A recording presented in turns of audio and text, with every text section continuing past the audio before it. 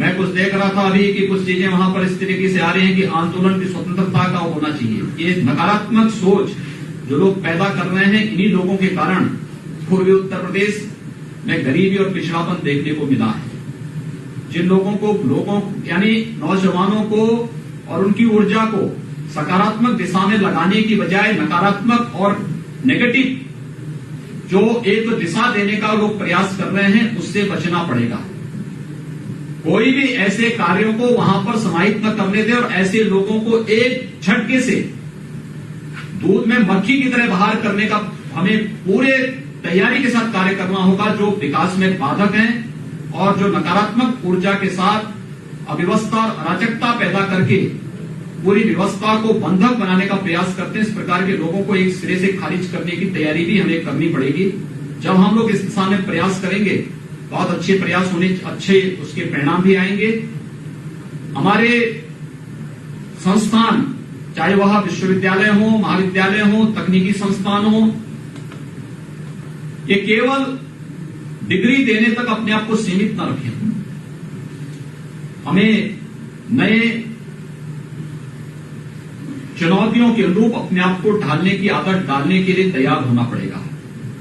और national education policy इस दिशा में बहुत बड़ा मार्गदर्शन आप सबका कर सकती है। जो भी आपने मंथन से जो चीजें सामने आई, हम मंत्रिमंडलीय एक उप समिति भी इसके लिए बनाएंगे कि वे इस पर कार्य करें। अगले 3 महीने के अंदर वे अपनी रिपोर्ट सरकार को उपलब्ध कराएं। फिर वहां पर कैसे हम विभागीय कन्वर्जेंस के माध्यम से, देखिए मैंने ये अनुमति इस संगोष्ठी की तब दी जब मैं वहां पे कुछ प्रयोगों को स्वयं करने में सफल हुआ हूं, और वे प्रयोग मैंने आपके सामने कुछ बताए हैं। कुछ समय आने के बाद बताऊंगा भी कि कौन कौन से हमारे आगे कार्यक्रम चल रहे हैं। इसलिए मेरा यह मानना है कि एक सकारात्मक दिशा में इस वक्त बिना किसी भेदभाव के पूर्वी उत्तर प्रदेश के आर्थिक विकास के साथ साथ सामाजिक उन्नयन की दिशा में एक बेहतरीन प्रयास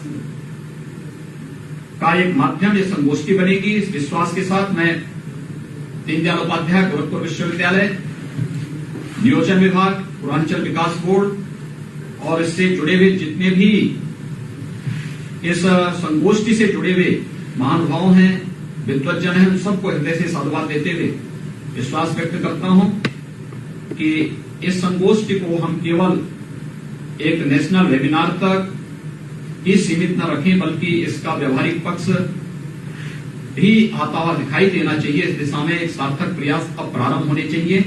मैं एक बार फिर से आप सबके प्रति हृदय से बधाई देता हूं, आपको अपनी शुभकामनाएं देता हूं। धन्यवाद। जय हिंद।